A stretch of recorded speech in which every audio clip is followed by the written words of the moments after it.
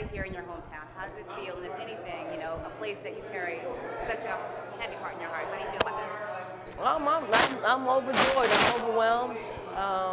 You know, partly it's because usually someone usually, you know, gives me a tip on what's happening. I was just coming to share in our national championship celebration, but yet, you know, North Philly always has a way of outdoing the moment, and this surely, you know, caught me off guard. But I'm incredibly honored. And to unveil that replica of the statue, how do you feel? That's really interesting. I mean, it's you know, it's a ray of hope. You know, dreams, you know, were thought about. Dreams were a part of, you know, this recreation center, and to have such a big one of my dreams come true.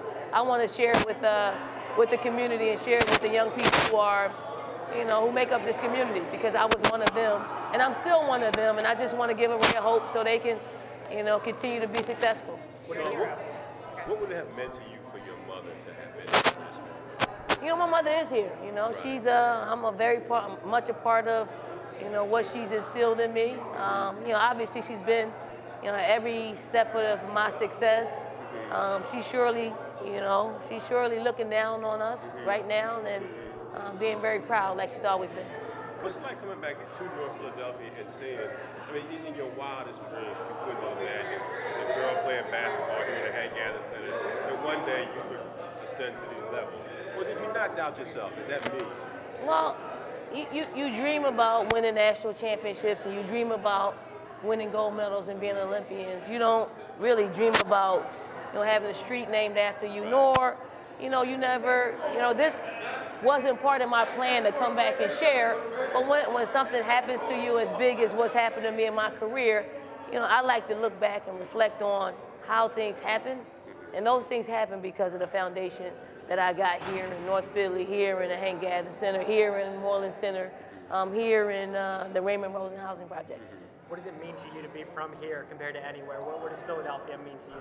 I mean, you know, Philly is, you know, a place in which if you're not from here and you spend significant time here, you yourself will become a Philadelphian, just from, you know, the blue collarness of the city, just the people. They're real, you know, and, you know, people respect realness because we don't pull any punches. What you see is what you get, and that is what, you know, that is what kind of made me who I am today, because of people who are real with me. When I stunk it up, they told me. When I was doing something positive, they told me. And, you know, it's where I get my, you know, just rooted beginnings. And that's why anytime I get some type of success, I always reach back to North Philly, because, you know, North Philly raised me. Do you plan on driving the team around, showing them where you grew up, showing them the courts you played on or anything like that? Well, they asked. I don't know if we can get the bus into, you know, where I used to live. They actually wanted to walk around, and if they still want to do that, I don't mind sharing.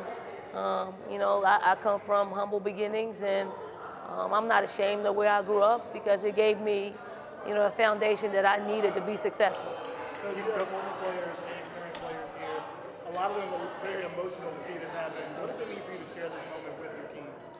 You know, well, I just want to be a dream merchant for young people. And, you know, I'm pretty private, so a lot of people don't know, a lot of my players don't know a lot about me, because it's always been about them. But coming back to Philadelphia and playing Temple and, you know, sharing in this moment, they get a bird's eye view of, you know, the mirror being flipped on them and seeing someone else. And I don't mind sharing it, because I'm quite sure some of them have grown up in the same environment that I grew up in. I just hope that, you know, they can use this moment to reach back into their communities and help whoever they can help, whether it's one individual or multiple.